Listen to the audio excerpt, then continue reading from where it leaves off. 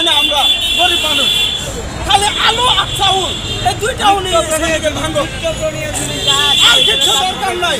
উনি বাংলাদেশটাকে স্বর্ণের দেশ বানাবে না কি বানাবে আমরা চাই না। আমরা চাই চাউল যেন 50 টাকার মধ্যে থাকে, আলু যেন 30 থেকে 35 টাকার মধ্যে থাকে। প্রয়োজনে তারা গুডাউনগুলো শেষ করুক, যে গুডাউনে এত চাউল কেন এখনো। এখন আমার ধানের সময় আমাদের দিনাজপুরে বাংলাদেশের সবচেয়ে বেশি ধান উৎপাদন হয়। আজকে দেখা যাচ্ছে এখন চাউলের দাম 60-এর উপরে। তাহলে এখন যদি চাউল 60 টাকা হয়, তাহলে কখন ওনারা আমাদের চাউল 30 টাকা খাওয়াবে? সেটা কি আমরা মরার পরে নাকি এখন? আমরা যদি এই সময়েই দ্রব্যমূল্য নিয়ন্ত্রণ না পাই, ওনারা বললো বন্যা হয়েছে, শাকসবজির দাম বেড়ে গেছে, তাহলে কি ডিম আলুর ওপর বন্যা গেছে? হ্যাঁ, ডিম আলু কি বন্যা? ডিম আলু তো সেটা আগের আবাদ। আজকে কৃষকরা মনে করেন আলুর বীজের দাম এতটা বেশি যে আলু গাড়ার মতো মানুষের আর ক্ষমতা থাকে না যে আলুর দাম কমে যায় না সামনে আরো বাড়ে। এই যে একটা দ্বিধাদ্বন্দ্ব, কেন এটা কি হেডলাইনে ছাপাইতে পারে না? এত চ্যানেলে এত নিউজ দেওয়া হয়, এই আলুর নিউজটা আলু সব জায়গায় লাগে। আজকে আলুটা প্রত্যেকটা কাজেই লাগে। আমি তো মনে করি ডিমের চাইতে আলুরই প্রয়োজন বেশি। আলুটা শুধু সিন্ডিকেটটা ভাঙুক, আলুটা শুধু একটু নিয়ন্ত্রণে আলোক।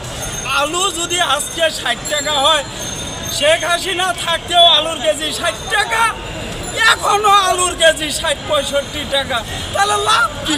আগে কেমন ছিল আর এখন কেমন আছে? হ্যাঁ, কারণ আমরা কোনো নিয়ন্ত্রণে নাই। আগে যেমন যারা বাংলা রিক্সা চালায় যে ভাইরা আছে, আজকে 30 লক্ষ ধরেন পায়ে রিক্সা চলে, বাংলা অটো চলে ধরেন 8 থেকে 12 লক্ষ। 30 লক্ষ বেশি না 12 লক্ষ বেশি? এই 30 লক্ষ মানুষের কথা না ভাবে আপনারা 12 লক্ষ কোটি মানুষের লক্ষের কথা ভেবে হাইকোর্ট থেকে রায়টা দিয়ে দিলেন। হ্যাঁ, আজকে পায়ে রিক্সাওয়ালারা বাড়িতে বউ বাচ্চার সাথে মেসে আমি থাকি, সেদিন এক রিক্সাওয়ালা বলতেছে ভাই বাড়ির মারামারি কে? কয় ভাই ওই কদিন অটো বন্ধ ছিল, 800-900 টাকা কামাই করলে 500 টাকা থাকে। এখন ভাই অটো দিছে হাইকোর্ট থেকে ছাড়ে কর, এটা কোন কথা? এখন আমরা গাড়ি নিয়ে বাইর হইলে ভাই আছে, আমাদের তো ঢাকায় বড় ভাই নাই, তাহলে এই অত্যাচারটা কেন হবে গরিবের উপর? এই বিচারটাকে আজকে এই সকালে আমি প্রেস ক্লাবে উপস্থিত, রিক্সা এখানে 10টা ছিল, আমি এখানে চাকাচ্ছি, এক হুন্ডাওয়ালা আসলো, আসে এই হুন্ডাওয়ালা 10টা রিক্সা সরাই দিতেছে, বলতেছে আপনারা চলে যান, আমার হুন্ডা থাকবে। আমি বললাম যে ভাই আপনি যে এই জায়গায় হুন্ডারা রাখতেছেন, এই রিক্সাওয়ালারা একটা যাত্রী আসবে নিয়েই কিন্তু চলে যাবে, এখানে তারা কিন্তু ঘুমাবে না। আপনার হুন্ডারা যদি একটু সরাই দেন, তাহলে তারা তো একটা করে যাত্রী নিবে চলে যাবে, আপনার তো কোনো সমস্যা নেই। বলতেছে দোকান তো আমার। আমি বললাম দোকান আপনার, এই পৈতৃক সম্পত্তি কি আপনার বাবার? হ্যাঁ, এই সম্পত্তিটা কি আপনার বাবার?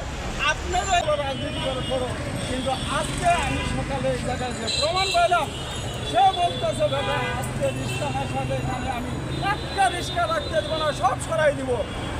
এই যে একটা ক্ষমতা, এই ক্ষমতাটা কার জন্য তারা দেখায়? এখন যদি 10টা রিক্সা তাকে ধরে, 10টা রিক্সাওয়ালা, সে কি পারবে? তার ক্ষমতা আছে, কিন্তু রিক্সাওয়ালারা 64 জেলার 64 জন, কেউ একজোট হয় না। যদিও ভুল করা একটা ভদ্র মানুষ, তাও বলি রিক্সাওয়ালাকে ভাই চুপ থাকেন, যা হয়েছে হয়েছে, কারণ আপনার 2টা চর মারলে করার তো কিছু নাই। কিন্তু ওই ভদ্রলোকের জানা উচিত যে এই রিক্সাওয়ালা, উনি আজকে ঢাকার রিক্সাওয়ালা, কিন্তু তার গোষ্ঠীতেও তো এমপি মন্ত্রী থাকতে পারে। আচ্ছা, আপনার এই যে এই সরকার ক্ষমতা আসতে প্রায় 4 মাস